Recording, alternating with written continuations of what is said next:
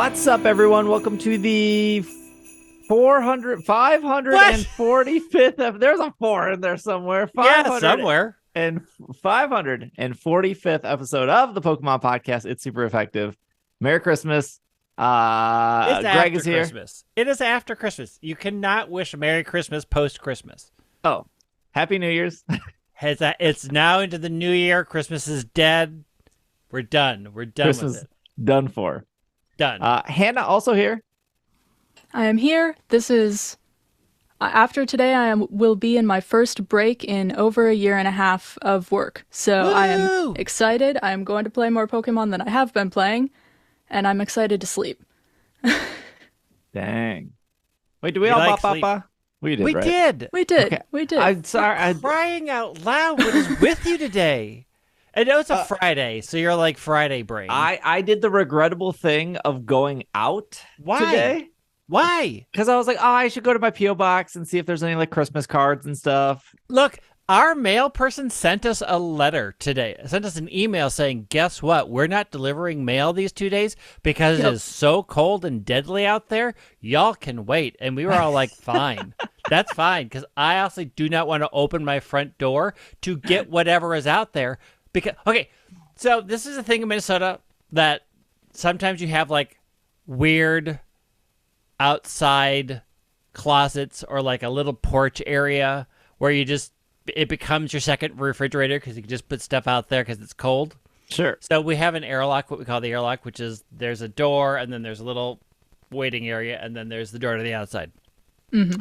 We had to prop the door to the inside open because the pop we had in there was freezing because it's so cold that we had to heat it from the heat of the house so that all of our pop didn't explode. I understand. It's madness out there. I'm and waiting. Brent's like, can we run errands after we record? I'm like, I guess. We have to start the car because otherwise the car will freeze and not start.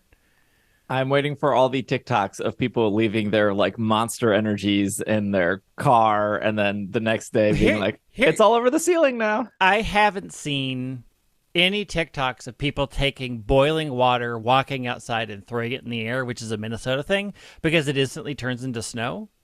I have not seen it. I haven't seen a I've seen single people one. pour boiling water on their car windshield and then it like cracking. Oh, then it shatters, yeah. Because why would you do that? No, you take a cup of boiling water and you throw it in the air and it becomes snow. Because it is negative 35. Well, speaking of boiling water, we have some boiling news for you this week. Your transitions are always bad, and this is one of the worst. They're getting so good. Let's start off with the raid stuff in Pokemon Scarlet and Pokemon Violet. Are we excited for Cinderace? Well, we can talk about how Delibird came and went. That was a thing that happened. Well, technically, it started last night as we were recording this because we're recording this before Christmas. They're doing Delibird for Christmas is kind of like the most it's a given. Stereotypical, yeah. Yeah, they could. The Stantler's in the game. Why didn't they ever feature Stantler for Christmas? They could. Stantler's in the background of Pokemon UNITE for Christmas. Yeah. See, yeah. I don't know if And they'd you be can getting get the Stantler Tera ears. shards if it was Stantler, though. Because Delibird gives things away. We're getting all the Tera shards look. from the Delibird. Some would argue that it's always been the year of Cryogonal. Cryogonal's in the game. He's a snowflake. Feature him for Christmas. Nobody argues that. You don't even argue that. You decide these things for the year, and then you promptly forget it and never bring it up again until it's somehow convenient for you to bring it back up to a company that's like, who are you? I think the smart thing here was they did make it 1 to 5-star raids. That is nice for people who are getting the game for the holidays. Because you could ideally boot up the game for the first time and find like a 1-star Delibird and be able to do it. Here, kids, you have 1 day of the Christmas you event. have several hours left before you can quickly get this. Never again. Delibird was through 1 to 5-star raids. The bonus was more Tera types of whatever type Delibird was. So if you were really looking for, I don't know, like electric Tera shards, knocking out electric Delibird, if you could find one, would give you it did legitimately give you a lot of shards. The there was weird also thing I was seeing is I was getting less of the type that it was and more of the randoms. I was seeing a mix. On multiple ones, like I fought a... You get ice and then Ice. the type. You get 2. I feel like I got was at least getting 3. I was What? getting 3 to 4 Different ones. types? Yeah. And I would get like it would say like so if I fought one that was dragon, so I got 2 dragon and it was like 5 steel, 5 ice, 5 bug. And then down in the list it was like 1 ice or 1 dragon at the same time. Maybe I just had this is bad weird. rolls or wasn't paying attention. I did like all of them. I did a handful and yeah. it felt like just 2 different. No, I had like almost all of mine had 3 to 4 Tera type. Mm-hmm. And The usually 5 the stars. odd ones were 5s. And the one that I had gone for were the smaller one. I don't know. It's probably random. I don't remember looking at all of them because I was doing so many last night that after a while I was like, whatever. Yeah, I at a don't certain care. point you just skip the raid rewards and move I on. don't care anymore. Click, click, click. There was also a mystery gift code for a bonus 50 ice shards, although you could argue that ice isn't a particularly great Tera type. Still nice to have the items. Yeah, it's still nice to have the flexibility to have it. And they've been doing so many distributions. They have. That leads us into Cinderace, which there is no news article here for on at least the English Pokemon.com website, which is a little confused. I don't understand. I mean, this is just this company in a nutshell. I don't understand this. We all know Cinderace is coming because the Japanese stuff mentioned it and the English stuff hasn't mentioned it yet. I don't know. They do have a Tera Raid guide, which I guess we can touch on. The thing about Cinderace is it is the next 7-star raid boss. So I guess we maybe know the pattern now. There seems to be 1 7-star raid boss a month. It will show up 2 of the weekends of the month. The reasoning for Cinderace, according to the Switch news, which literally no one boots up their Switch and looks at that news area. Maybe one person is like, I check it every day. I look at it and go, what are the headlines? But that's about it. So in the Switch news, it said that the reason for Cinderace is because 2023 is Year of the Rabbit. So that makes sense. That makes sense. Yeah. I mean, they could have done Lopunny. I guess. They could have done Diggersby. You're right. But what if they did a Pokemon that would sell copies of their game? Because I don't think Diggersby is doing that. Yeah, but Lopunny is. What if it was Mega Lopunny? They're just like, this is the Mega form, and it's permanently stuck as Mega Lopunny. That would sell like hotcakes. Yeah. It would. So prior to Cinderace, I actually thought the second Pokemon would be Greninja. And the reason I thought it would be Greninja is because 1, Greninja is in the source code. And 2, Greninja is the second most popular starter besides Charizard. So if you're trying to sell as many games as fast as possible, you would probably front load that with your 2 most popular starters. I do think Greninja would actually get people that are on the fence to purchase the game. I think there is a lot of weight in a Cinderace. I think people do like Cinderace. I think not the negative, but Cinderace is fresh in everyone's mind, right? Like we just came off a game where Cinderace was there. So that's why I kind of found Greninja. To comment on the source code stuff, this is exactly kind of like how Sword and Shield was structured. Obviously, Leon had Charizard, but there was no Blastoise or Venusaur on the podcast version. I'm air quoting in the source code. Venusaur and Blastoise came with the Crown Tundra Isle of Armor DLC. Blastoise and Venusaur are technically not in the source code again, just like Sword and Shield. So they're not there. I think they will be there. Like, I think that if we do get DLC, they will be there because like Blastoise and Venusaur are still popular. Not as popular as Charizard, still popular. But we do know that the Gen 6 starters are in the source code. We we know that Cinderace and Rillaboom and Inteleon No, it's fine. are also in the code.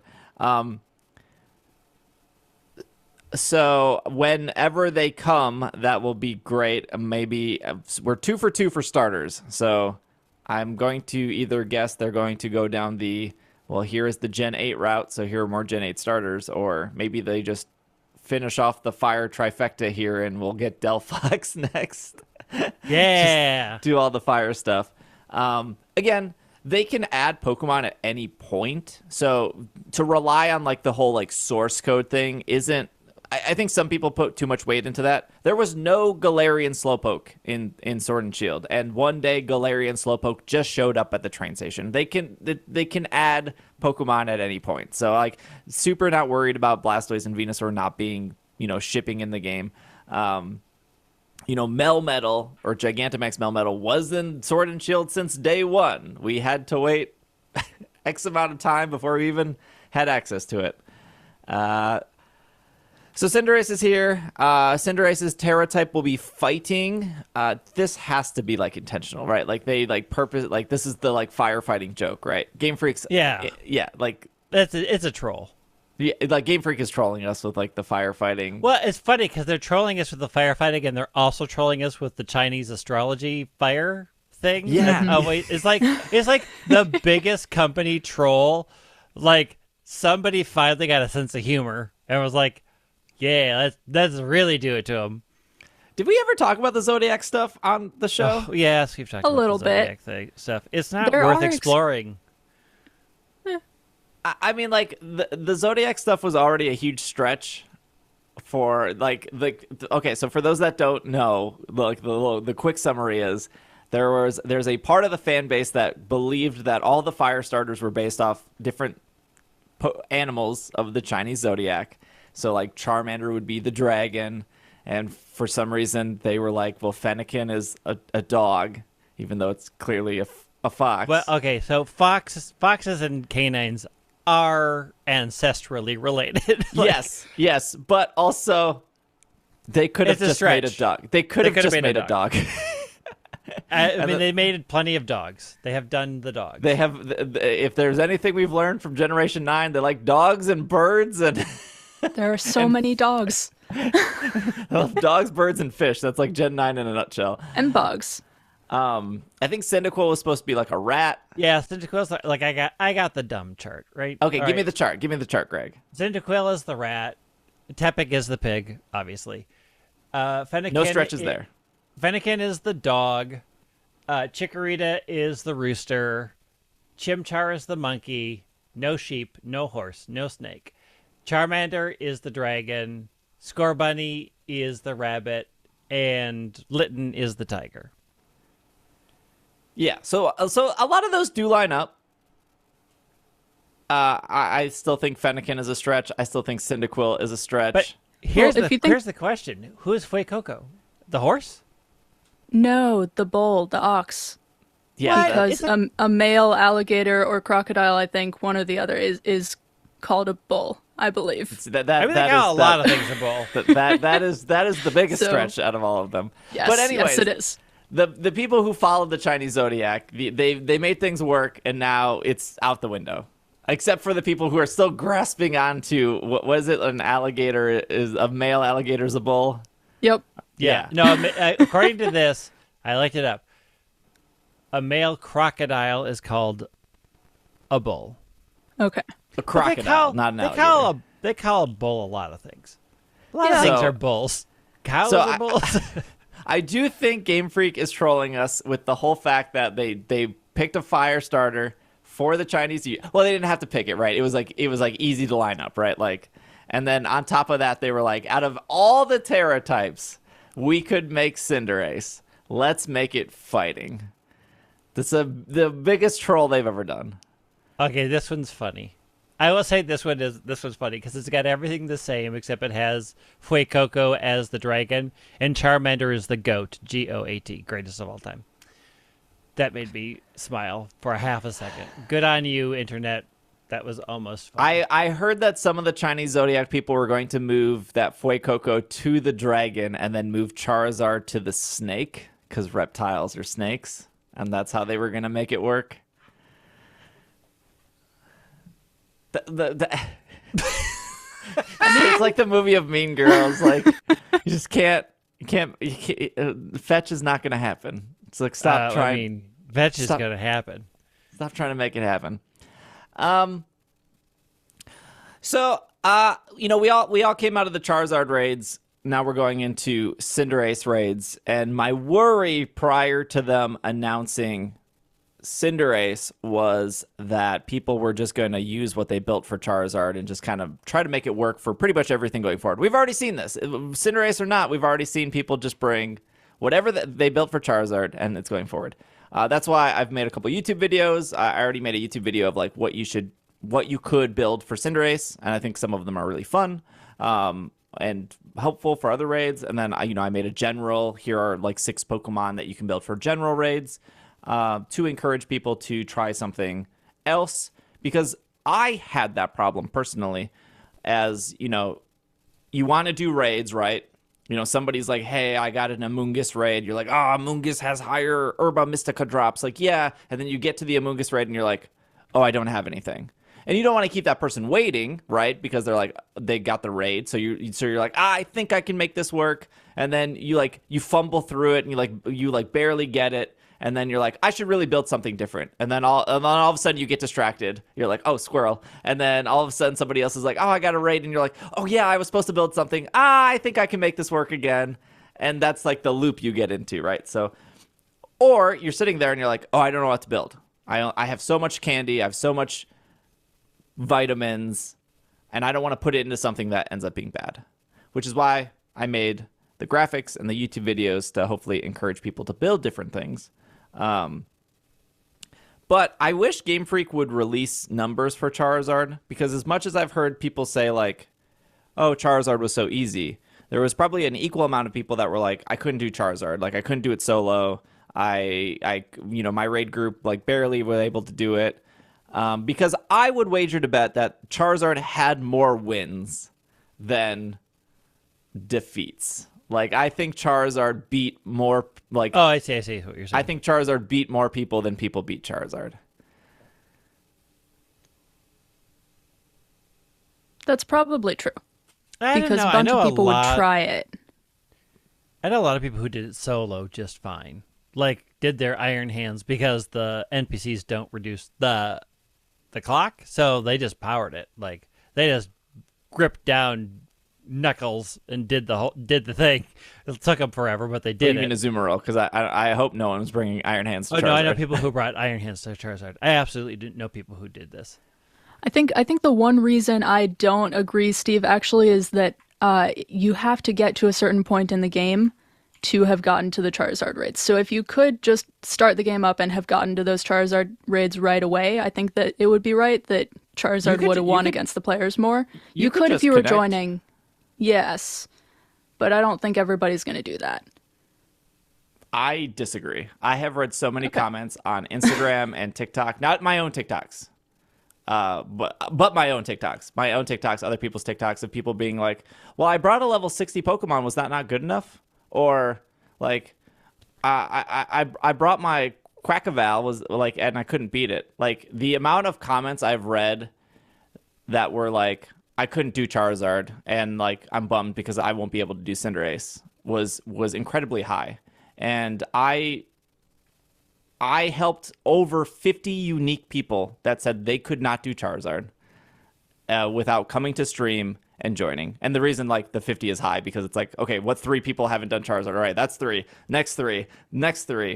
Like, I think we are underestimating how difficult it is versus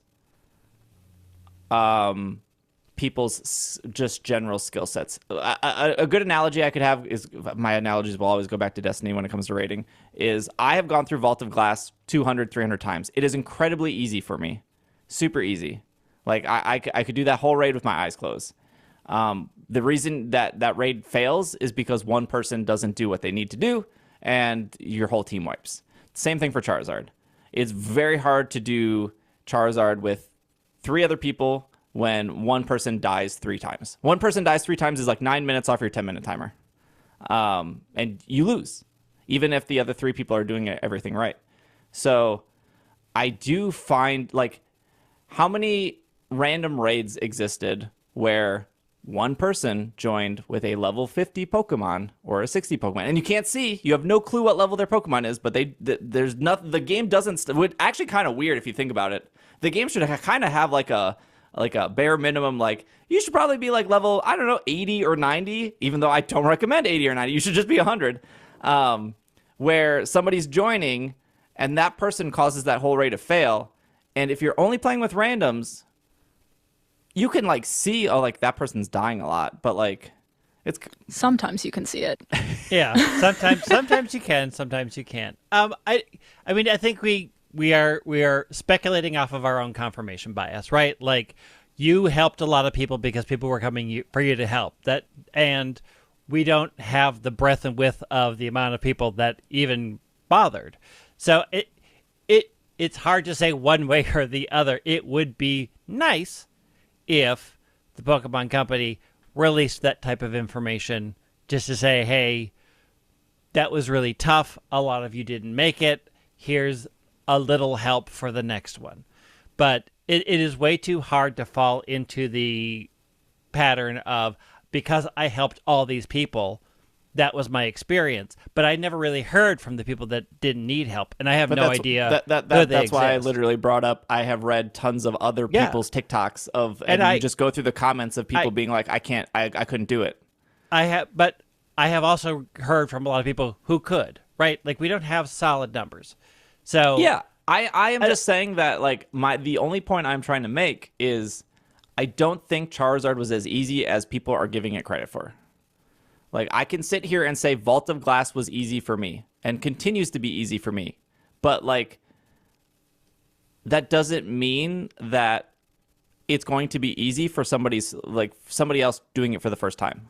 Even though I'm just like, stand here and shoot this. Like, there's still a lot going on. There's still a lot happening. There's still a lot that people don't like to this day, there are still people who, like, you know, belly drum is the easy strat, right? You just hit belly drum and then you hit play rough. And, like, the people who hit belly drum, like, seconds before Charizard is about to set up his shield, which wipes your belly drum out, like, that's still happening. Like, there's just fundamentals of the raid that people aren't doing. And I think, could Charizard have been harder? Yeah, maybe. Like, if they gave it Metal Claw, or they gave it Thunder Punch, or they gave it Solar Beam, could that have been possibly more difficult? Sure. But I think it was difficult enough. Yeah, I think it was difficult. I just shy away from saying majority had a problem with it. I don't feel comfortable saying that based off of my very limited and your limited experiences. Like, what I would like is to see something official. Give me the numbers. Yeah. Tell us what happened so that we can appropriately advise people, or you can get the word out there saying the majority of you didn't do or couldn't do Charizard appropriately. Here's stuff. Like, it'd be nice if they decided to help people play their game every once in a while. Well, they did. They put out a little good transition. They put out Braid Battle Tips. I will say the nice thing about, like, PlayStation games, Destiny or not Destiny, right? You can go to the trophies and you can look. So you can go to, like, Destiny 1, scroll down, and you can go like, oh, only 5% of people beat Vault of Glass. 1 out of 20 people who have purchased your game has experienced the best content that your game had to offer. Which, maybe they're happy with that? Yeah, they're generally happy with that. Like, just being, like, the team that worked on, like, that raid, or the team that works on specifically these raids in Sword and Shield or Scarlet and Violet, like, you would hope that more people experience the thing you've worked on. I mean, it depends on how they make it. Like, I recently found out that, you know, like, most people don't do Savage Rage in Final Fantasy 14, right? Like, that is hard content. Mm-hmm. But it turns out that they make the Savage Raids first, and then downgrade it for the team, then downgrades it for the normal version. So, like, the people who tend to develop them will make are also the ones who make the iterations for it. So yeah, they probably I worked on these aspects of it, and enough people saw it, and I'm happy with that. And the hardcore people who I was building this for got their hardcore experience, and we know that's a small amount of people.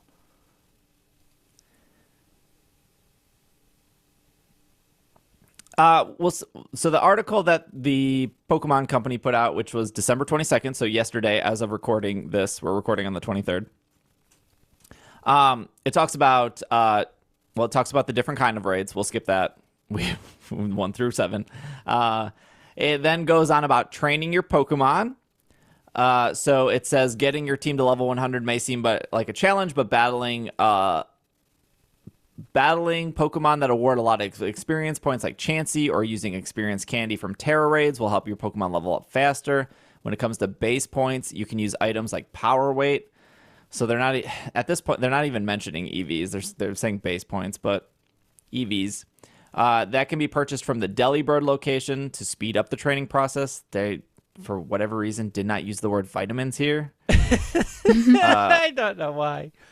Okay, so it says you want to consider Pokemon most effective for battle. For example, yeah, this is the part I was waiting for you to get to, because it gets even better further down. Yeah, say it. Say it. For example, this is Pokemon words, not mine. You want a strong physical attacker like Azumarill. It would benefit from an adamant nature, while a skilled special attacker like Sylveon would get more mileage out of a modest nature. So, in that sentence, like, sure, like Azumarill is a physical attacker and should have an adamant nature, right? Sylveon is a special attacker, should have a modest nature. I think this article is really not helpful at all. Keep but going. Also, they literally picked a Pokemon that has a base attack stat of 50. Like, there's a reason Azumarill is good, and they're not even like listing it here, which is a problem in itself. Now, again, like somebody's gonna be like, well, if they watched so and so on YouTube, they would know, and it's like the Pokemon. If the Pokemon Company is gonna have they're gonna write an article, they're leaving so much information out here. It's so misleading. Because I think the people who already were looking up YouTubers, they were doing it way before this article existed. Oh, yes. Supportive Pokemon like Umbreon or Blissey should consider natures for their strengths, including calm or careful natures. You can catch or breed Pokemon with these specific natures. You can use mints. Mints can be purchased from all the Chansey supply locations. And then they say approaching type matchups here, it seems appealing to choose a grass-type Pokemon to counter a Talonflame that has water Tera type, but it's important to remember the types of moves a Pokemon Talonflame might have. That sentence is really good. Yeah. Grass moves will hit Talonflame with super effective, but most of Talonflame's moves are probably going to be fire or flying, which would deal super effective damage right back at grass Pokemon. Again, I think this whole paragraph is good. In this case, an electric-type Pokemon like Miraidon is particularly strong. It can deal super effective damage or resist flying-type moves like Brave Bird. Staying in the battle is just as important as doing damage, which I agree with. That's a really great line. So picking a Pokemon with effective defensive typing goes a long way for coming out victorious. Battling and cheering. Every battle requires its own strategy. There's times to bring a damage-dealing Pokemon like a Azumarill, but there's also time to support the rest of your squad with a defensive-like Pokemon like Blissey. If your teammates are choosing a Pokemon like Berserker or Umbreon with supportive moves like Screech, it is probably best to pick a Pokemon like Azumarill that can take advantage of stat-decreasing moves. Also, really helpful sentence there. If your team has already has the damage covered with strong Pokemon to deal super effective attacks, bringing a Pokemon with defensive moves like Light Screen or Reflect in addition to moves like Metal Sound or Screech will have a positive impact than picking other strong Pokemon. 1,000,000% agree. Again, we're 2 for 3 out of like paragraphs here. So cheering is another element. This is another thing that I've noticed multiple people do not hit or press. Cheering doesn't charge your Tera Orb, which requires you to land 3 attacks before it can be activated, but it can help your teammates deal damage by boosting offensive power, keeping them on the field. Keeping everyone in battle indirectly speeds up terrestrializing and ensures that the time needed to complete Tera Raid battles doesn't deplete too quickly. So they say cheering helps, but they don't talk anything about what it does. It helps. Figure it out. Okay, so again, these are the Pokemon they're recommending, and this is just bad. It's just not great. Say it. Say the first one. So the first one they recommend is Azumarill. With superpower, belly drum, liquidation, and play rough. Vindication. We'll get to all of these. The next Pokemon is Umbreon with Light Screen, Reflect, Screech, and Taunt. Then you have Blissey with Life Dew, Light Screen, Reflect, Tail Whip. This is such a bad moveset. Holy cow. We'll get to that in a second. Garchomp, Earthquake, Outrage, Rock Slide, Swords Dance. Berserker with Iron Head, Screech, Swords Dance, Taunt. Koraidon with Collision Course, Drain Punch, Screech, Swords Dance. And Miraidon with Electro Drift, Metal Sound, Parabolic, Charge, and then Taunt. So my number one problem with this is there are no abilities listed, which in the case of Azumarill is incredibly important. It's breaking the game. Yes. Also, well, I don't think it's specifically. I think it's play rough. That's the problem. Well, what I've heard, it's the play rough combined with huge power. It currently can't calculate the damage correctly. And so it freaks out and makes the HP bar go out because there's something wrong with the calculation that it's doing right now. Got it.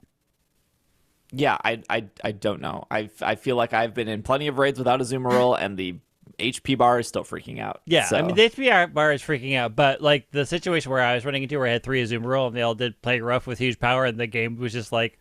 Made it extra broken. I don't know. I'm just going to fill this up, and it's going to be twice as long now, so... Yeah, no, I have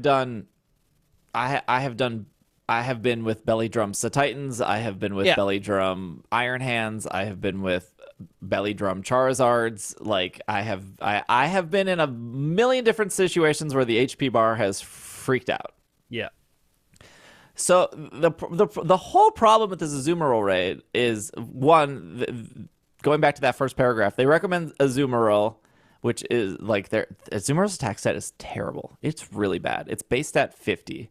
I made a joke that Tinkaton, I know people love Tinkaton, but it has a terrible attack stat too. Its attack stat is 70, which is not great. Just for reference, the Pokemon I like to reference here is Krabby. Krabby has an attack stat of 105.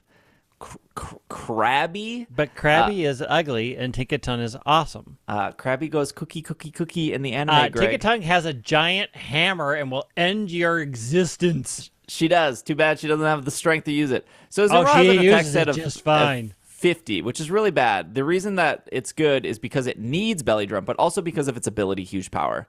Nowhere in here do they reference Huge Power. Or even explain the process of Belly Drum, right? Like, yeah. Look, like they phoned as much as they could in before going out for the holiday.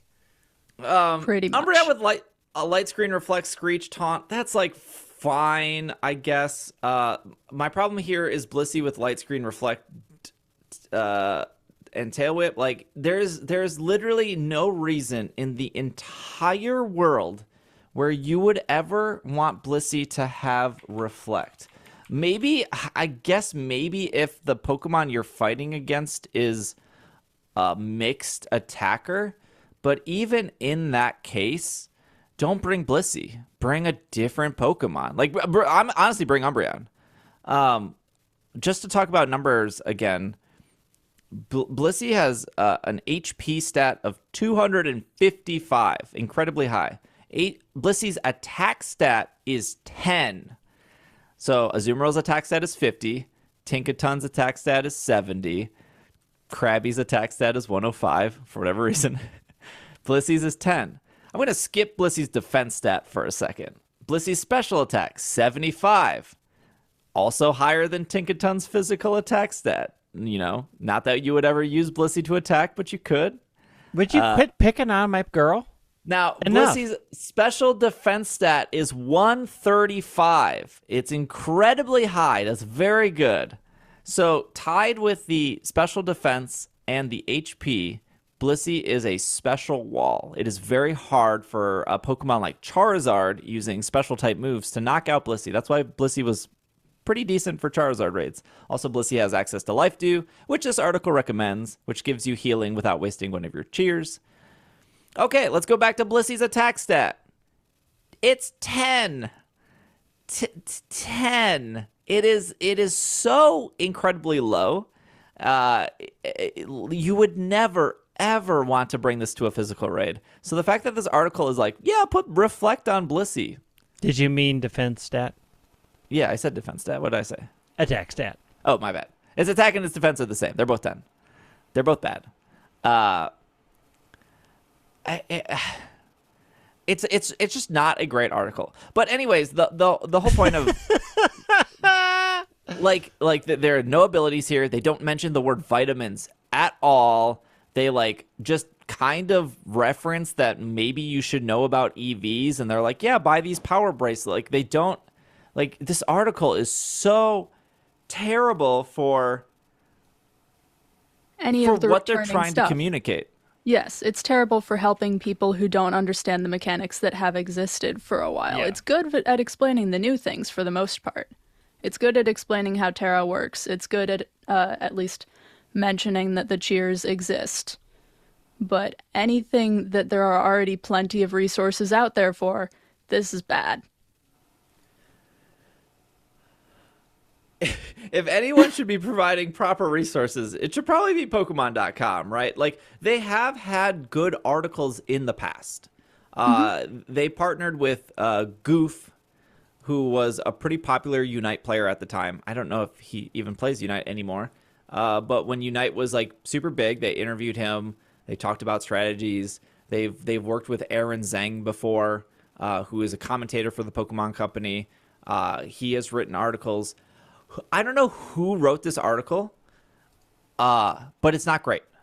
I think this article does more damage than good here. I don't think there's enough good in this article where I would feel confident to recommend it to somebody and be like, yep, look at these lists. Because you would look at the Azumarill and you'd be like, okay, well, it says I need Adamant Nature.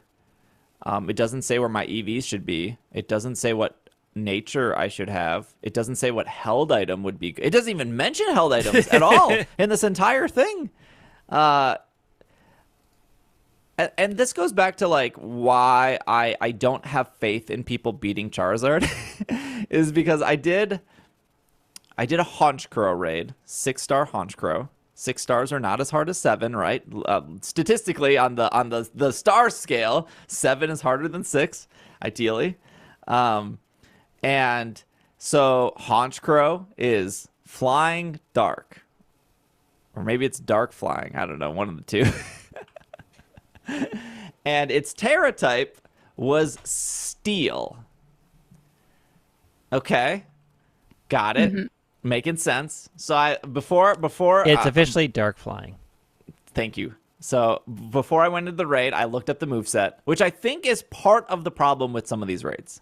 Is if you knew the moveset going into a 6-star raid, you could make a better educated choice of what Pokemon to bring. Unless we go back to my first problem, which I brought up in the beginning of this episode, where people don't know what Pokemon to build. And so therefore they just don't build one, right? If some people just want a list like Pokemon.com has provided, but this list is bad.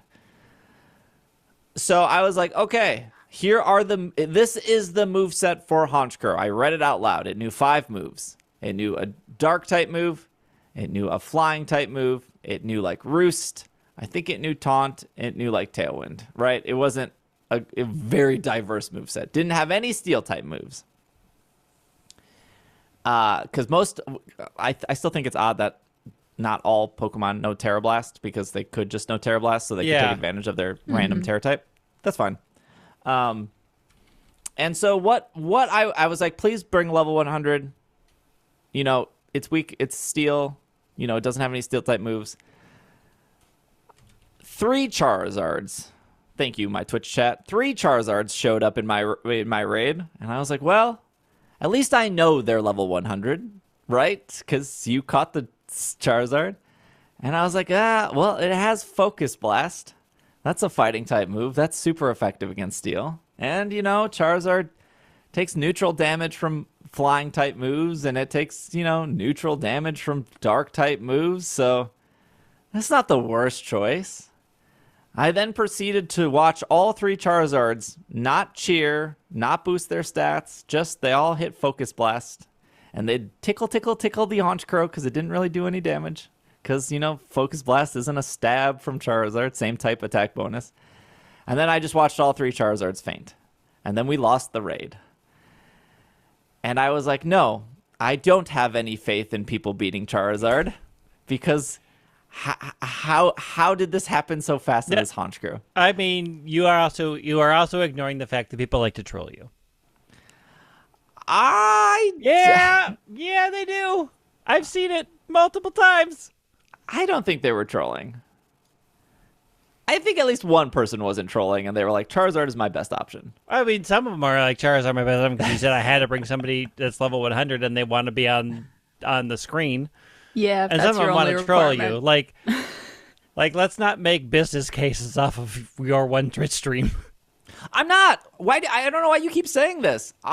Do you think I live in this bubble of just my own Twitch stream? No, I but you use those examples a lot. Yeah, of course, because they're personal experiences. Yeah, I literally consume so much Pokemon content. I still watch so many other creators. I'm on TikTok. I'm on YouTube. I'm on Twitter. I'm not in this nutshell of my own Twitch stream, Greg. I am not either. Literally watch go tonight. Go on tonight on Twitch. Watch 10 creators. I bet you'll see the same thing. Go on YouTube. Watch a bunch of videos. I bet you'll see the same thing. Constant TikToks. I'm trying to bring up examples of people struggling in raids because literally people are struggling in raids. They are. I agree. So I'm not in this bubble of well, it's just your viewers. My viewers are building the Pokemon that I recommend. They have really good counters. I rarely see Azumarill because my viewers have moved away from Azumarill to have better counters.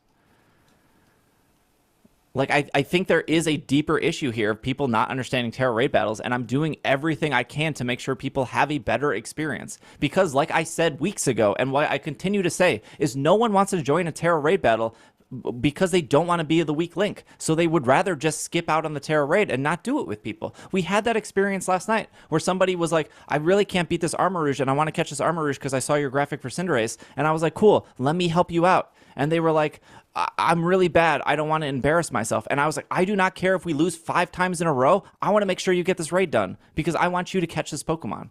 People are so... there is such a stigma around video games where anytime there is a co-op or a group experience, people do not want to feel like they are bringing down the entire team, so they just rather pass on the content. And I am doing everything I can to make sure people enjoy the game to the fullest. So it is really frustrating when you're like, well, you're just living in a nutshell. You're just living in your own world. It's just your Twitch chat. I'm trying so hard to make these people feel welcomed and to make these people feel educated and to make these people feel like they can do the raids by themselves or with other people or take that information and give it on to friends. And it's really frustrating to see Pokemon.com making things even harder. Yes. So anyways, I have Cinderace counters on YouTube, on Instagram. I think those are best, although we don't know Cinderace's exact moveset. It is possible that Cinderace does learn one electric type move, although it's a special attack, and Cinderace's physical attack is incredibly high. So even through my damage calculations, if you brought a Pokemon like Pelipper, which is 4 times weak to electric, the Electro Ball that Cinderace could learn would not be able to knock Pelipper out. It would be about 98%. It would be very, very close, but that would be the most damaging situation. So I don't think that Cinderace would have Electro Ball. I think it's very safe that Cinderace has high jump kick, obviously Pyro Ball, probably Iron Head, but it's coming around twice. So if if Cinderace has some wild moveset, we can tweak. But I think we'll learn about it that first week. We'll learn about it that first day if it's got something real weird. Yeah, and I think the great thing about these 7-star raids is that the rewards are really good. So it does encourage you to help people. I mean, you could just do one and done, which yeah. Well, also I think I know there's a lot of people who are like, I don't see them, and you do have to have had, like, if you're looking for random raids or raids on your own map, you do have to unlock 6-star raids. I know a lot of people are like, I never see them. I'm like, did you do the 6-star raid unlock? Because you're not going to see them. They're not going to appear on your map. Yes. Once 6-star raids appear, you will see 7-star. But like I said, you could just join somebody's, right? Like you could just, but I mean, you have to join somebody with a code, right? Yeah, like, you have to actively go looking. Yeah, you have to go look for it. Because I know there's a lot of people who are like, I'm in the random map and it's never showing up. You have to have a code to join them. They will not show up randomly either. They didn't show up randomly for me until I unlocked 6 stars, and then suddenly they were there. So if you are watching somebody or you have a friend who has them unlocked, you need to work with them to get a code, because then you can just join. But if you have not unlocked 6-star raids, they will not appear on your map, and they will not appear in your random list. Also, what I would say, this was a thing that came from Sword and Shield. Still works here. As long as you don't connect to the internet, once Cinderace is gone, he will stay. So I was able to do like a Charizard on Monday, which was like nonstop people being like, how do you still have Charizard? As long as you don't connect to the internet, you're good. So you can get like one extra Cinderace on Monday, which you'd have to solo it, but it's good practice if you want to try solo. And also frustrating because you'll learn how the NPCs it's a roll of a dice with the NPCs. The NPCs can sometimes be really good. Yeah, I mean, like, I think overall, I'm going to say I think overall the NPCs in this game are better than they were in Sword and Shield. Yeah, I agree with you. I don't have a Martin experience yet. Martin would make the game better. Maybe. Maybe I think Larry should just join every once in a while and just be there. Like they made me come. Wasn't there something in the Crown Tundra where like people did join your raid? Yeah, every once in a while in the Crown Tundra, you would get a big like a Arvin big name. And Clarissa would like join. Arvin and Clarissa would jump in, and one other who would sometimes jump in. I forget who, but yeah, every once in a while you'd be like, oh look, a famous person joined my raid. I think the problem with solo raids, and Hannah, can you explain your experience? You said you tried to solo and it didn't work with NPCs. Gosh, yeah, I didn't try very hard building. I mean, I built. Let's see, you're talking about Charizard, right? Yeah, you said Yes. you tried Char. You tried Charizard solo. It didn't work. You came into Twitch, and then I was able to help you out. I am still kind of new to the thinking about Pokemon competitively. I have tried here and there, but have always been way too busy with school and stuff. Just haven't been in a point in my life where I could focus on that, so I am just starting to now. I built one of the pretzel dogs based off of your graphic. I put all of the right moves on it, EV trained it a little bit, and I mean, I probably didn't have the right tactics. I wasn't timing it right, like you've been talking about with the shield and the breaking the attack defense boosts, all of that. So that was probably something I did wrong. It's very possible it was on me and not on the NPCs, but I have had some better experiences with NPCs and some worse experiences with NPCs. It really is a roll of the dice. Yeah. Sometimes they have a Pokemon that's super effective. Sometimes they definitely do not. Yeah, I mean, the NPCs, in my experience, because I've done a lot of on my own stuff, and I did one Charizard one on my own, and it's weird if you sometimes, like, if you're just an all-out attacker, they're doing all the cheers, and sometimes if you're doing the cheers, they like are just all-out attackers. So you kind of have to pay attention to what your NPCs are doing. If you can even see it. Yeah, but the problem is, of course, sometimes you just can't see it, right? Like, sometimes you just have no clue what anybody's doing. because you can't see or you're stuck on a menu. But I think overall, there's a couple of things that people I've talked to who have who do very, very successful solo raids is one, they have something that they built very specifically for the raid, and two, they don't really care about the NPCs as much because the NPCs don't seem to affect the countdown timer. They just aren't. They don't. Yeah. Doing any additional your damage. Timer's fine. They die and they don't do damage. So people that I know who do a lot of solo content are building one very specific, like special attacker or physical attacker for that.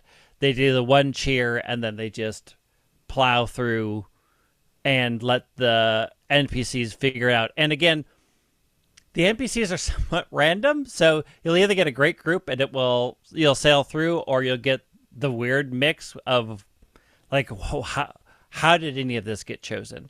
So I think it is easier if you're with people, although with other people you really need to be coordinated, right? Like I've found it's easier to do it with people in a room than it is to do it with randoms, because if you can't communicate, you can't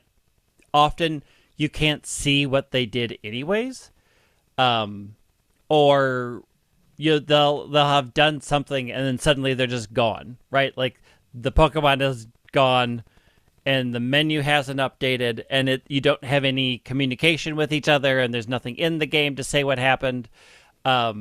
So it's tough in the fact that unless you're in a room or you're in a situation where one person can communicate to everybody, working with other people can be incredibly difficult. I do like that entire Charizard weekend, I was just jumping into random raids, and it was hit or miss whether we did it or not, right? Like communication is vital if you have everybody, because everybody's death takes away from the counter, where that doesn't happen in solo. So like the raid thing right now is super weird, and your experiences are going to be all over the board depending on how you want to approach the game. And then if you prepare for the 7-star raids and you're hopping into Delibird raids and things like that, the Delibird raids are a breeze with anyone. They're very easy. Yeah, they're very easy. Yeah, like when I went to solo Charizard on Monday, because I couldn't do it with people, right? Like the second you connect to the internet, it's goes gone. Away.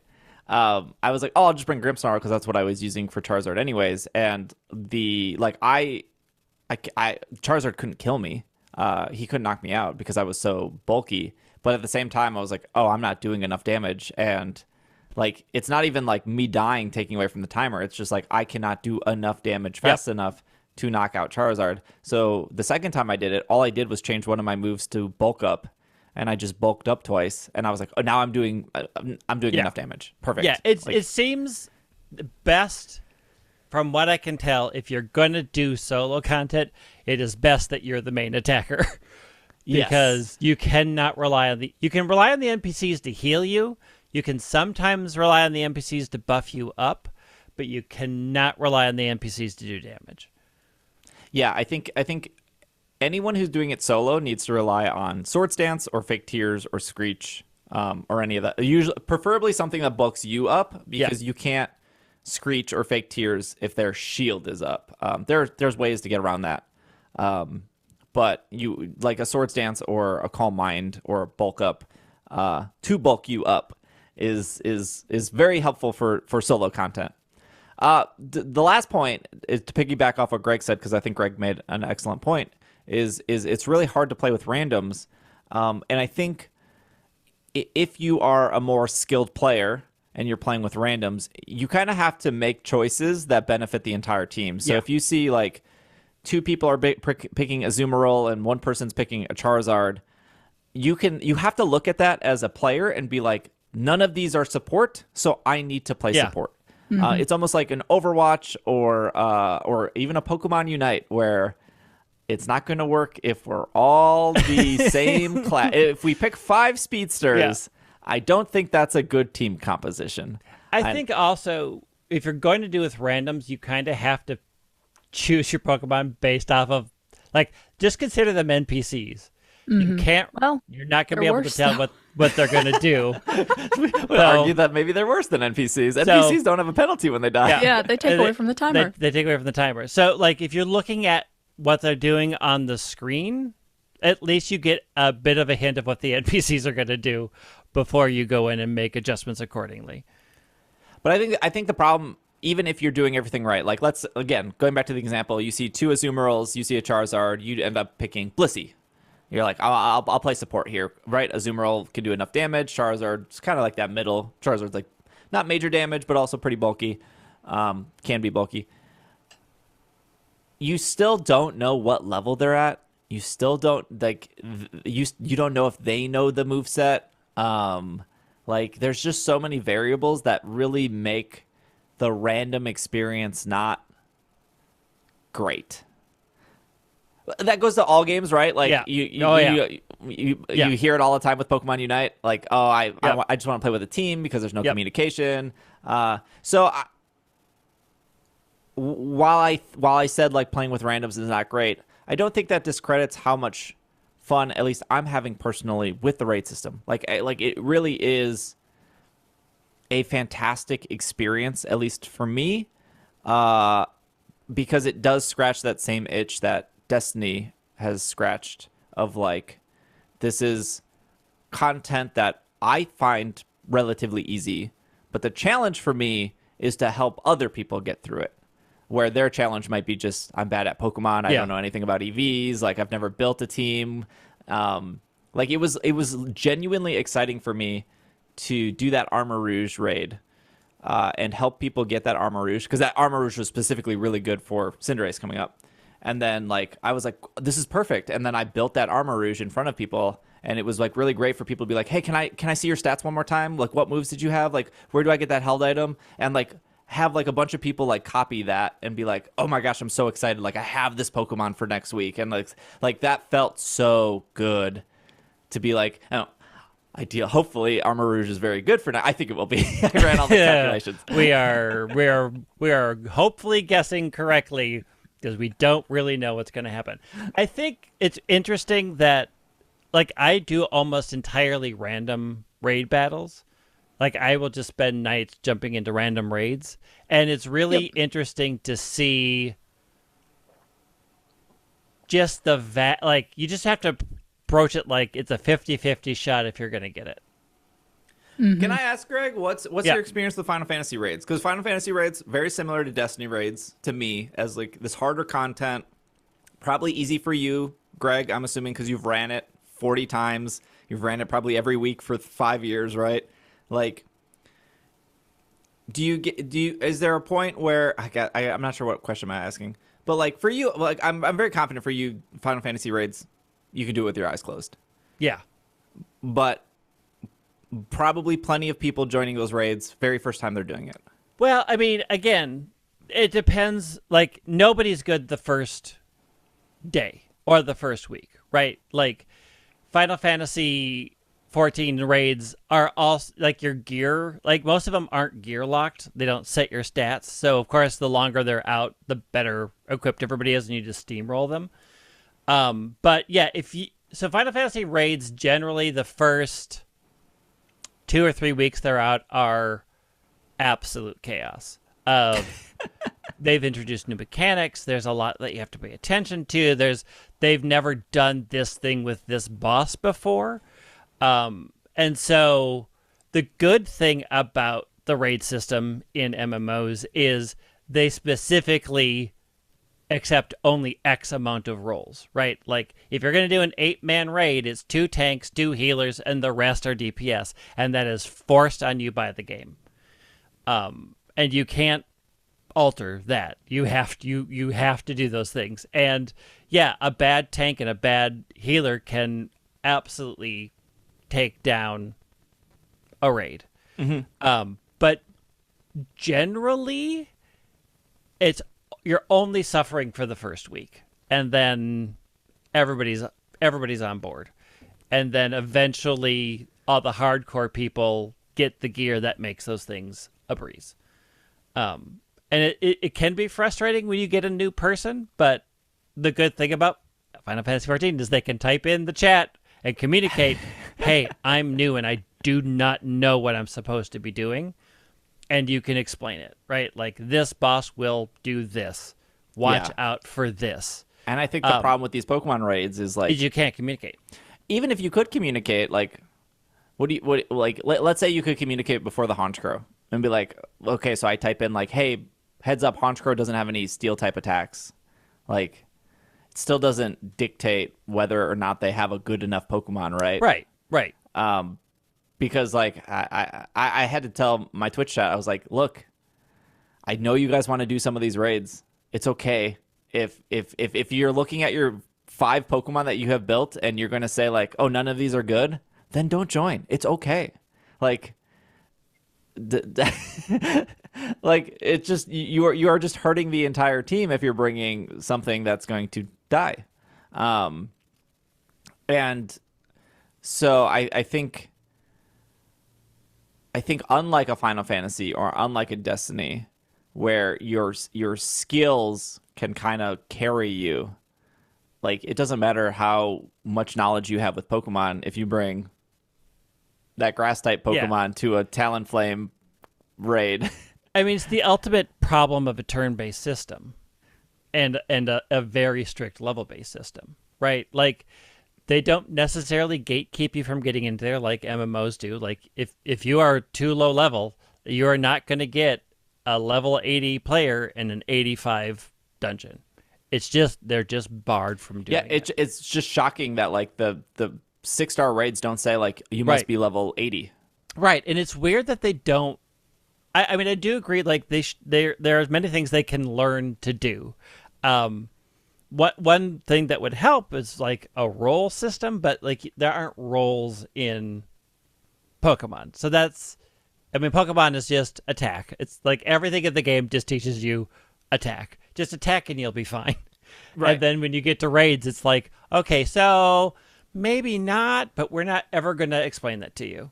Yes. We're just never going to do an in-game explanation. We're never going to have an in-game tutorial, and we're never going to have an in-game actual system that will Does check. the school talk about raids?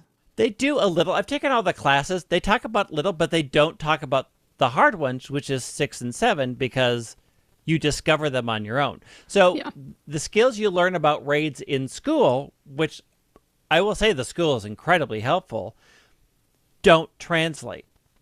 They just don't translate to the higher difficulties. They don't teach enough about typing. They don't tell you enough about Tera to begin with. They have one screen about it, and you can very easily breeze past it. I had a friend who didn't even see them explain Tera at all and had no idea what this was doing because they don't pay attention to the game content or the advertisements before getting the game. So they had no idea what Tera was at all. I would argue that 18 gym badges, an Elite Four, another 8 gym leaders, a champion cup should teach you about the typing part. Oh, yeah. I mean, Pokemon does a good job about like this game in particular does a good job about typing. It does a good thing. Like, you have an entire math class that's about super effective and non-effective moves. Like, they do all that work. But the game literally does teach you in almost every PvE situation, pure power overrides everything. And then when you get to the higher raids, they literally just tell you don't go there. That's all they say. Right. And what's really crazy to think about is if you think about competitive, the thing that matters so much in competitive isn't pure power, although very important. It's speed, and specifically speed control. That's why like things like Tailwind, Thunderwave, Trick Room, they're so vital to letting you win that match. And I think in raids, it's not that at all, right? Like speed is so irrelevant in raids. Yeah, speed is. And I don't know even if they fix the leg, if speed would even matter any more than it already doesn't. But the thing that really matters in raids is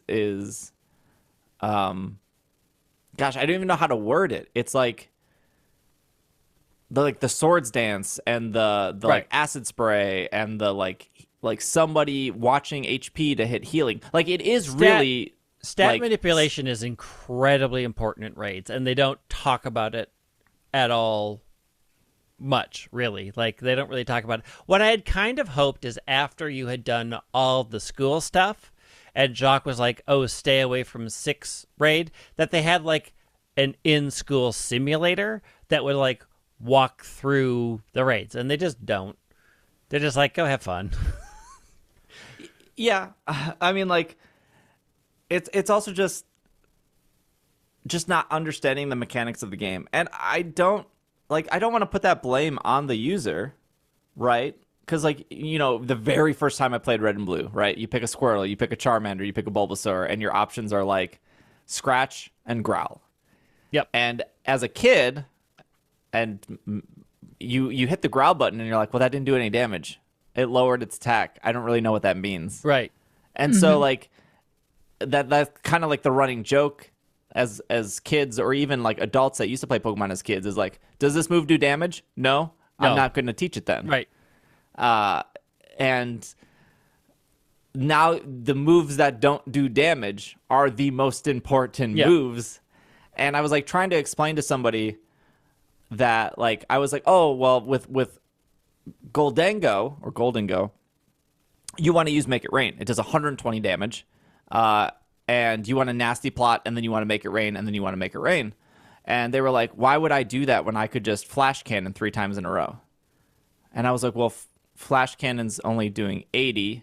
80 plus 80 is 160. 160 plus 80 is 240. So in 3 turns, you're doing 240 damage. So 2 turns of Make It Rain is 240 damage.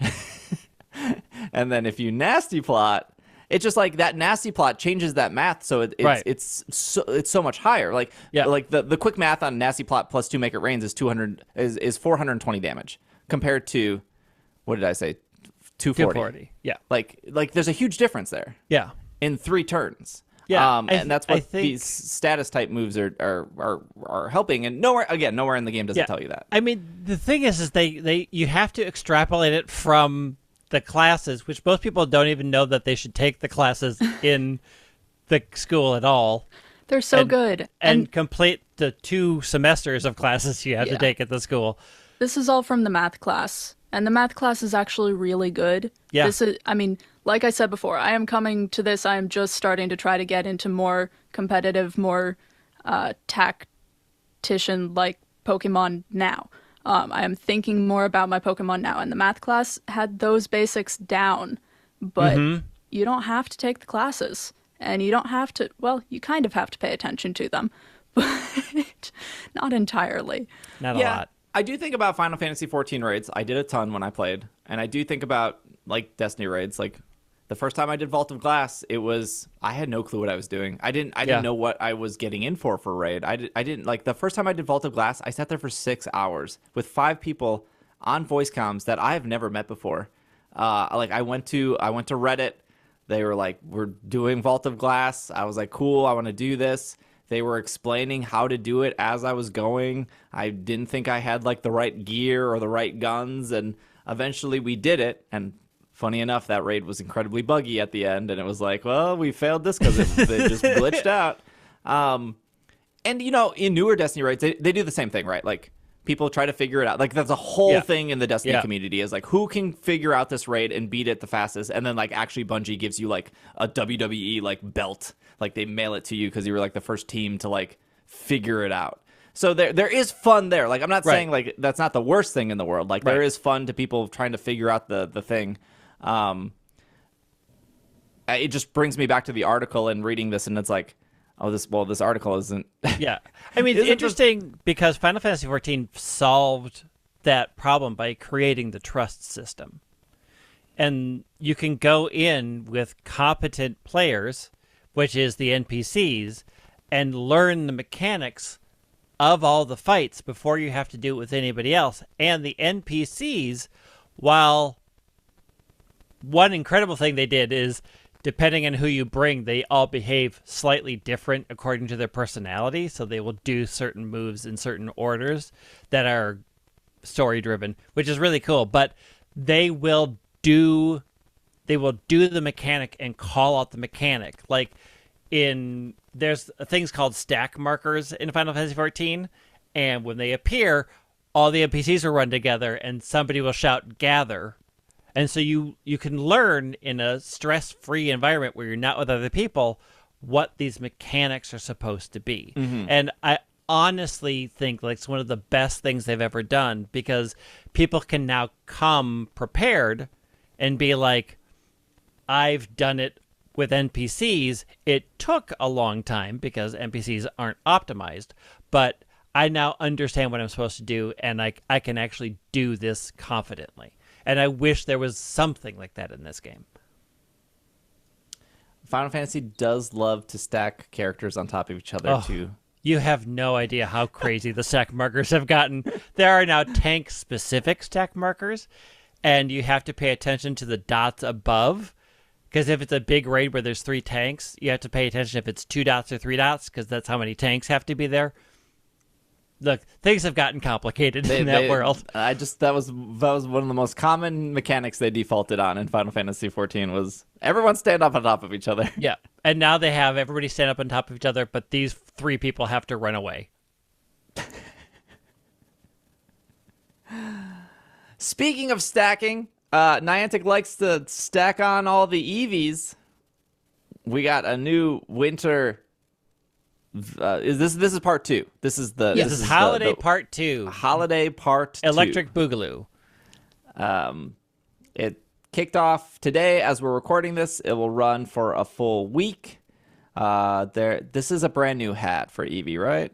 Yeah, I think so. I don't recognize the hat. So Eevee will make its holiday hat debut, I guess. But also it can evolve.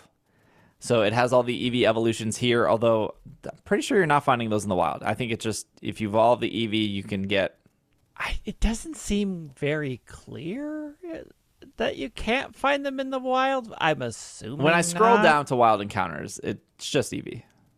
I don't think they're in raids either. No. They're only available by evolving Eevee wearing the hat, is what I'm seeing. Unless you want Glaceon in an undersea holiday outfit from last year. Which that is in raids, but not in the wild. No. You can only pay money for undersea holiday Glaceon. It can be shiny, though. So Eevee with a hat can be shiny. The first time ever, trainers will be able to evolve their Cubchoo wearing a holiday ribbon into Beartic wearing a holiday ribbon, which that Cubchoo could be shiny. So the Beartic could be shiny. I got a shiny one of those last year. I'm excited to be able to evolve it this year. Why do they wait? I don't understand. I think initially, I don't know. I don't have any inside information. This is just an opinion. I think initially they were against evolving it because that would be too... Well, initially they did have them evolve because initially it was the Pikachu. Yes. Pikachu and Raichu all had the hats at the beginning. Mm-hmm. And then they stopped. And then the Eevees came. And then they started doing Pokemon that weren't Eevees and weren't Pikachus, and then they didn't want those to evolve.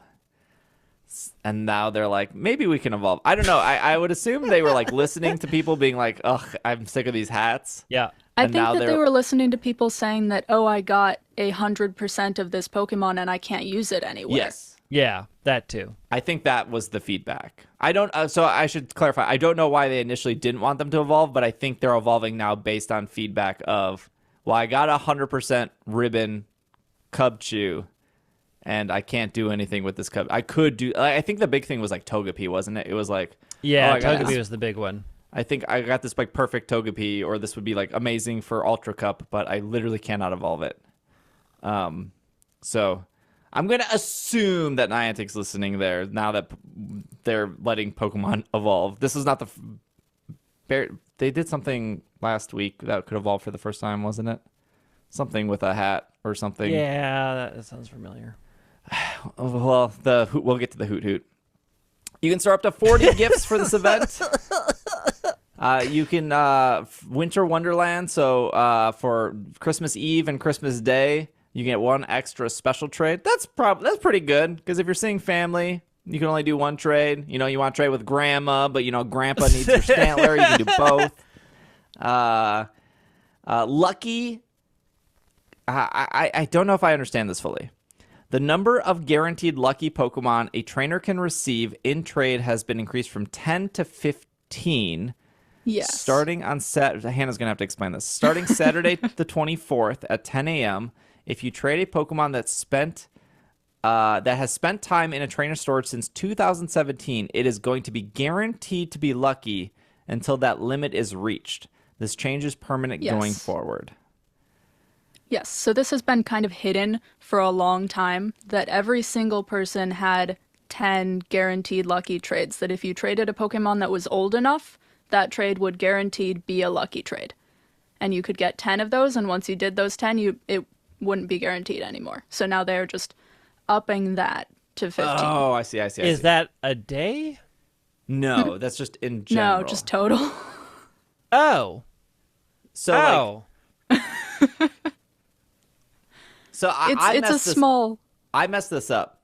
I was with Greg in Boston, right? And then Greg was like out doing something because Greg was living the wild life. He was never at the hotel in Boston. Why would I be? I'm in a new city. Why would I sit in the hotel? It was 11 o'clock, Greg. I was tired. I was ready to go to bed. There's a lot There's a lot that happens when the sun go down, baby. I'm the old man in the relationship with me and Greg. You absolutely are. Greg's the young, vibrant one. Greg was out every single night. I was in bed at like 10 o'clock every night. Look, this pattern repeated itself in Philadelphia because I was also out till 2 a.m. every night. So I messed this up. I didn't understand this. My friend Brooke, she didn't have any lucky Pokemon, and she had a shiny Snorlax. And I was like, oh, this is great because it's 11 o'clock. So I'll trade you a Pokemon from 2017, and then I'll get the lucky shiny Snorlax. And then you can ask whatever shiny you want from me, and then you trade me a Pokemon from 2017, and then you get the whatever shiny lucky. Because that's great, because you have to wait till midnight for your lucky thing to reset. But I already did my 10 from 2017. So even though my Pokemon was from 2017... I think it should have. Yeah, I thought so too. But when I got the Snorlax, it didn't end up being lucky. Huh. But when she traded me her 2017, because her Snorlax was new. Her Snorlax was I think it might have only been up to 2016 until this change. Oh, you think so? I think so. If I'm getting back to the page right now. No, I'm on the wrong page. I'm pretty sure that it was only 2016 Pokemon that were the guaranteed ones. I feel like I made it into 2016. I felt like, I know for sure I've done my 10. But I thought that, like, as long as one of those two Pokemon were old enough that it would be guaranteed. I think it should be. I also could be explaining it wrong. It's not a mechanic that I have looked into in depth because it's so limited. Yeah, it's as well. Because the way it reads here is... They are officially stating 2017 for the first time. So I think the belief was that it was a rolling thing, like as long as it was X years ago. It overlaps with the mechanic of as long as it was, I believe, 3 or more years ago, then you have a higher chance of it becoming lucky. But that's different from the guaranteed lucky. Yes, correct. Yes, because I think if it was, But it says if you trade a Pokemon that has spent time in your storage, it is guaranteed to be lucky until the limit is reached. So because I hit my limit of 10, I traded the old one. Yeah, and it didn't work. And it didn't work. But now, so everyone up to this point would have done the 10. So now what they're saying, this is the takeaway. You have 5 more Pokemon that would be guaranteed. So what I would recommend is, like, I would take my 5 Pokemon from 2017 and I would trade them to, like, Greg for, like, legendaries. So then those legendaries would end up being lucky. And then Greg would be able to take his 5 from 2017 and ask for my legendaries. But we would have to do that on separate days, right? Because that would be one lucky trade. Right. But I wouldn't be giving this as advice until you're sure. Right. Yeah. Ideally, my 2017 shouldn't affect Greg's 2017. Like, we should both get 5. We should both get a separate instance of 5 yes. each.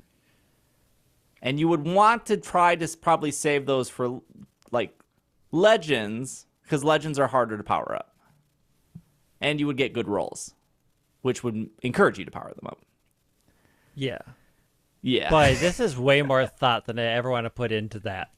So if you use Screech in a 7-star raid, let's talk about this hoot and a hat. Oh wait, there's a collection challenge, Greg. I know you love those. There's a winter collection challenge that you have to complete by Sunday. This would have been over by the time this podcast goes up, but you get another thing on your medal. You love the medal. I don't. You get the Galarian Mr. Mime. There's a Hisuian Avila grade day. Because people love to go places from 2 to 5 p.m. on Christmas Eve. Hisuian Avila. It has a super boosted shiny, and its shiny is actually pretty good. It looks like it could be a fire type. It's kind of wild. Yes. I mean 2 to 5 at least isn't when most people have to get together with their family to do. That's true. It would be better if it was like 2 to 5 on Christmas Day when you really want to get away from people. I have to go. I have to go do this thing. The New Year's event is coming back. That will debut a new Pikachu wearing a top hat, although I don't think this Pikachu can evolve. It doesn't say that. It does not say it, so it cannot. We gotta wait till next year to evolve the Pikachu. Why? But the Hoot from last year can now evolve this year. Niantic's really milking content. Boy. And you can barely see the hat on Noctowl. Yeah. It's really small. The Hoot with the top hat was probably one of the best costumes they've ever done. It's good. Definitely. So Pikachu wearing a party top hat, Hoot wearing a New Year's Eve outfit. That's what they say. Wurmple wearing a party hat are all appearing in the wild. Pichu wearing a party hat. And then Cleffa, Igglybuff, Togepi, Tyrogue, Smoochum, Elekid, Magby, Azurill, Why Not, all appearing in 7K eggs. They just did this to water down the Pichu. Like, yeah, people want the Pichu, and they just watered down this egg pool. Yep. There's no reason why half these Pokemon need to be here. They can all be shiny, though. We're getting to the point where most Pokemon can be shiny. We're finally getting there. 1-star raids will be Bulbasaur wearing a party hat, Charmander wearing a party hat, Squirtle wearing a party hat, Pikachu wearing a party top hat, that's the new one, and then Hoot wearing the hat. 3-star raids bringing back the Raticate wearing a party hat, Nidorino wearing a party hat, Gengar, you guessed it, wearing a party hat, and then Wobbuffet wearing a party hat. Wasn't there supposed to be a makeup day in Australia for this Nidorino Gengar thing that never happened? I don't think it ever happened, did it? I mean, so those initially came out at the very, very beginning of kind of the global understanding of the pandemic. Yeah. Back in March 2020. And I think that we decided that those also were released last year during the New Year's event. So they aren't as rare as they once were. But they are still Pokemon that a whole bunch of people don't have because of when they were first released. And Niantic said they were going to do a makeup event. I think they publicly said they were going to. Yeah, they did. Mm-hmm. And then I don't think they ever got that event at all. Well, so, correct, Australia. It'd be super valuable if they did. That event also had the clone Pokemon, I'm pretty sure. Oh, man, I would love them to bring back the clone Pokemon. I don't know if that was also Japan. I felt like there were a couple regions that got it, and then somebody got a makeup event, but somebody else didn't. But I don't remember. I'd have to look. Reshiram is coming back, and then Mega Steelix is coming back, and there will be a New Year's collection challenge, and it says specifically because Greg loves collection challenges, you will receive bonus Stardust. On the plus side, the event bonus will be half incubators. Also, there's a new thing here. You will get 1/4 hatch distance for the first 3 hatched eggs during the event if you're using the egg hatching widget, which is on both iOS and Android. Yep. This is the second time they're doing this. Oh, what was the first time? I do not remember exactly because I only barely noticed that it was a thing. I have the widget, so it was happening to the eggs that I was incubating, but I had no idea why. It is just the first 3 if you have the widget on one of your phone screens. It's not. So you just have to have the widget, and then the first 3 eggs you put in will have a 1/4 instead of 1/2. I accidentally wasted mine on, I think, 2K eggs. So Got it. Okay, got it. Don't do makes sense. So that will go in effect on Saturday, December 31st at 8 p.m. So don't put your 2K eggs in No. after 8 p.m. local time. yes, as you are celebrating New Year's, make sure to pay attention and make sure You only You do don't put- 10K and 12K eggs for the new year. None of Dare this you Yes. watch two. this ball drop. Pay attention to your egg widget. The egg wedge is the most important part. at least they have a bonus going on. This one actually kind of feels like an event. Yeah, like I think their New Year's event is pretty good, and I think the New Year's event is always this is not Niantic's fault, but the New Year's event is always less stressful because people care way more about the social stigma around Christmas than around New Year's. Yeah. Well, New Year's really isn't a family event for a lot of people. Right. New Year's is a go out and party with your friends event. Or plan to go out and party and then not don't. actually make plans. Nobody and then ever does don't that. actually go out and then complain that you didn't do anything for New Year's. I don't know why. I don't know why people complain about doing it. It's a 1 second holiday, and it's pretty bad. That 1 second ain't great. Yeah. Yeah, it's definitely a day. That's for It's sure. definitely a thing that happens when we reset the year to a randomly new number. Greg, tell us Yes. about the last bit of news here. All right. An exciting update from the yeah. Pokemon Unite team. So Unite is getting a new director, and the new director is like transparency for all, and we love to see it. So the two big things, there's another patch. Fine, they are nerfing and buffing a bunch of stuff. You're either angry or happy depending on who you play. But the two things that came out, and actually said was when we released Zoroark with the costume and you had to buy the bundle, you all hated that, and we're never going to do that again. Okay, so can I reword what they said? Yeah. So what they actually said was, we didn't sell enough Zoroark with the bundle, so we're not going to do it again. Yeah.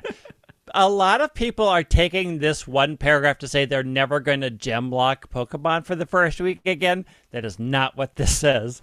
They are absolutely going to gem lock for the first week. They're just not going to tie it to a costume that is more expensive when you have to buy both. I think the gem locking is secretly okay.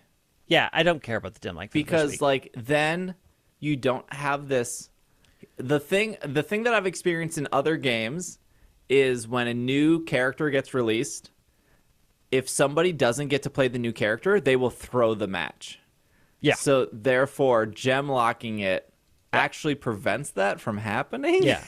The gem lock thing isn't a bad thing. It's just a lot of people were assuming that that this was them saying they're never going to gem lock Pokemon again, and that is wrong.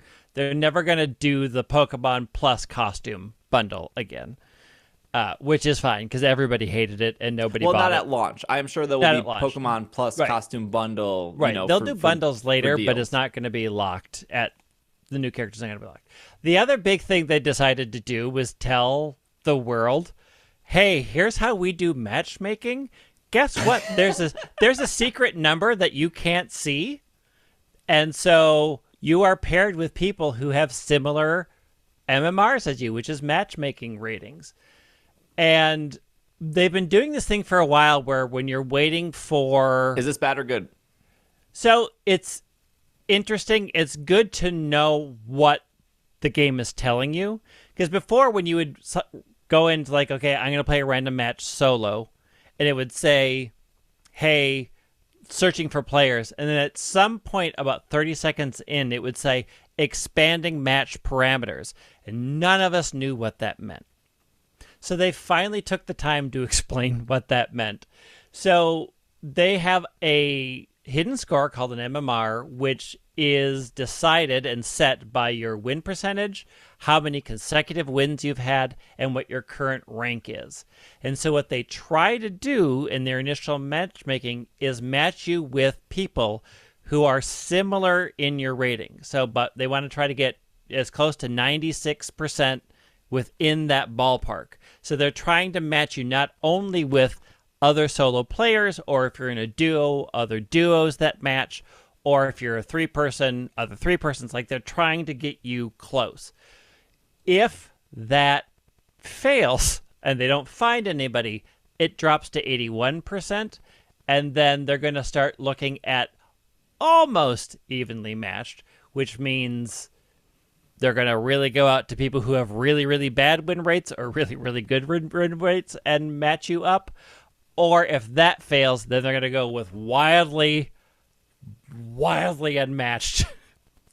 Just whatever. These are people need to play, and you need to get into a game. So this finally helps answer what a lot of people have been doing. The other thing that they said that everybody's excited for, because we can't really change our MMR. We're like, we don't understand that, we can't see it, but we understand that you're trying to get us with similarly skilled people. Mm-hmm. The other thing they did is they officially stated as of December 1st that they are making, they're looking at making changes to the fair play points. So if somebody stops playing during a match, their fair play points are going to be reduced more heavily. But they're also now going to add that to their MMR score. So if a person just stops playing, it's going to affect their MMR score.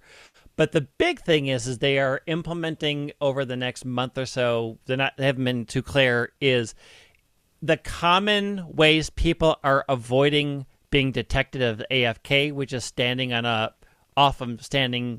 a goal and just hitting the A button. So the game registers you as doing something.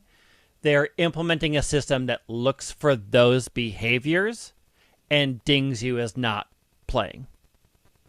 So this happens a lot during, yeah. I think Greg can speak to this. This happens a lot during, not like ranked matches, but like events of like play like 10 games to unlock the Right. points to buy the skin or whatever. Yeah, so where people would just sit on base and not do anything because they're just trying to ride out the game. So they are going to improve the accuracy of detecting passive play. So that's using moves to avoid appearing inactive, sitting on a base, like running away from battles. So like there's battles happening and you're a million miles away, they're going to consider that passive play. So this is a huge win as far as just how they are, one, being transparent. Thank you for telling us what you're planning on doing. But two, really saying we understand that these are really negative impacting behaviors people have, and we are now finally going to tell you we are taking action against those players. They're getting a new director, a new producer who's coming in, which is very exciting because we'll be seeing it. But the old producer decided to give everybody the giant middle finger on their way out with the current in-game bonus that is so atrocious. It's like, I cannot believe you did this. Do we think that the old producer was pushed out? Like, I don't think so. I think the old producer probably was like, I want to work on any things, and I'm kind of done with this. I want to move on to other things, and they found somebody who's like, I have a lot of great new ideas, and this is a passion project, and they swapped them out. Generally, in a lot of corporations, spoiler alert, if you are in a large corporation, vice presidents and presidents like to change every 3 years because it looks good to investors because they're trying something new. So generally, they're like, I'm going to just take a lateral move to do something else, and I want somebody else to come in. However, the old director decided to put in this scratch card system for the holidays, which you can only earn scratch cards by buying the most expensive outfits for gems in the shop. And to get all of the scratch cards, somebody did the math. It's like $1,000. well, you know, they didn't say in this article, we've heard from players' feedback, the $40 skins are too expensive. Yeah. You didn't hear that because I'm sure those $40 skins are selling just fine. Yeah. Yeah, so, and the dumb thing about the scratch cards is they add a background that can randomly appear on the not character selection screen, while you're waiting to go into a map. Sometimes you will get a snowman that appears in the background. That's what like $1,000 to get all the postural options that will sometimes slightly. I'm installing Unite right now for this. It's wild. Wow, that sounds exhilarating. That's terrible. Unite's actually in a pretty good place after this last patch. It's super fun, and I think it's energized the player base that they are doing something active to fix the biggest problem, which is people just sitting back on base and spamming thanks because it triggers registers an that action. they're playing. Yeah. So this kind of transparency is amazing. Oh, this transparency is like what everybody's wanted, and really hope they continue it, because knowing that you have a secret rating that is based off of how you play and that they're trying to get you with people who have similar skill level, it's really nice to know. It's not fully explained, but like, this is the system that we use, and it is factoring how good you are as a player. And when you see the expanding search parameters, your games are about to get wild, because who knows who's coming in. And they do say here, for like 96% of matches were based with similar compositions. Yep. So if you were solo, you would be against other solos. If you were a group of two, they would try to pair you with other groups of two. Yep. Well, 2 and 3s. Ideally, with those groups, they're saying that the skill is within 80% of accurate. Yeah. Which that's not exclusive to Pokemon Unite. There's like any game. Like, I remember when Greg and I would play Clash Royale, and the thing we would hear is like, they're purposely giving me hard matchups, or like, which I'm sure is happening in like people saying Unite of like, oh, they purposely are giving me like this harder team so I lose my streak. It's interesting because it explains the situation that you run into, that you have much better matches at certain times of the day, because when it's overly crowded, like at night, and you get an influx of people, that tends to be when you see the message of expanding parameters, and you tend to have a worse experience. Well, this finally explains that, we had to expand it out, so you're getting unmatched groups, you're getting people who are working together against teams that are all solos. Like, they are finally saying, this is why that experience happens, and this is the reason why. And so, like, you would have you would do this at 2 a.m, you'd have a very different experience than you would at 7 p.m. Yeah, I mean, like, if I started playing Unite around 4 in the afternoon, 4 Central Time, I would play until about maybe 8, and then I was like, I need to get off. Yeah. Because matches will get significantly worse, and I cannot get back on until about like 1 or 2 a.m. Yep. And then I couldn't go until, at 6 a.m. It's like, you have to get off now because matches are going to get bad. And that's just like, when like Japanese players flip on, when or when the sections would come in, and the system would have too many players that were mismanaged. And it's interesting that we finally have just explanations that people could talk about and be like, okay, I now know why at 7 p.m. my games get worse. Yeah. And you can adjust who you play accordingly, right? Like, now that you know that this is happening, like, okay, well, I'm not going to play a supporter when it said expanded things, because I don't know what I'm getting as far as play level. So it's better to be an attacker, because attackers carry easier, right? Like, they just do. If Unite lets you pick 5 Azumarill, people would pick 5 Azumarill. That's what we've learned from Scarlet and Violet. I mean, Azumarill is really good in this game. But man, I'm full in on Sableye. I've been playing Sableye so much. That little gremlin is so much fun. All right, well, that was all the news. I'm sure there was actually more news. There's like new stuff on Pokemon Center. But the Cinderace event should start. So people also don't understand time zones. These events start midnight UTC time, which is normally on Friday. But because if you live in America, that's about 6 p.m. On Thursday. So Cinderace should start the 29th. around 6-ish p.m. Central-ish, give or take, depending if you have mountains or coasts. And then that will run through the weekend. And then if you miss it, Cinderace will come back on, I believe it is January 12th, 13th, 14th, 15th. And UTC stands for Universal Time Coordinated. There, I did not know what that meant, but that makes sense. Yep. Just so you know. We will have our thoughts, I suppose, about Cinderace. That's New Year's weekend is the first one, right? Yes. So I'm assuming we will probably record on Friday again before the holiday. So if we all do one Cinderace on Thursday night, we will have our thoughts for Monday. And then don't know if there's a raid on the 7th. But I would assume we'll have another raid in January that isn't Delibird, obviously, or what was the Eevee? Eevee was the other one. So maybe it'd be Hoot Hoot with a hat. We can only hope. And they have done no raids so far of increased shinies, although the game's not even 2 months old. I'm sure that is coming. There's been no raids so far with Herba Mystica, which I would argue is more sought after than shinies themselves. I can't imagine them doing raids for Herba Mysticas, since that is the main thing they want you to grind out. But we can talk about more of that in the future. But anyways, happy holidays. Thank you for making it to the end. There probably would have been a weird break / cut somewhere in this episode. We just recorded straight on through for time purposes. I'll make it sound very great and they're very natural. You'd be like, wait, this is all natural. We're an all natural podcast. We're all no artificial flavors or preservatives on this podcast. No vitamins here. We use organic. We use those power anklets.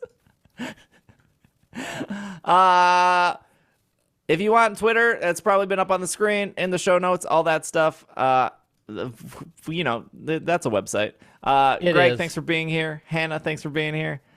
This has been another episode of the Pokemon Podcast, and we are super effective. Preparing to battle Cinderace with an actually 100-leveled Pokemon that is ready to do this battle. Super effective. I'm so excited to bring Azumarill again. You're not joining my raid. Yeah, I am. You can't stop me.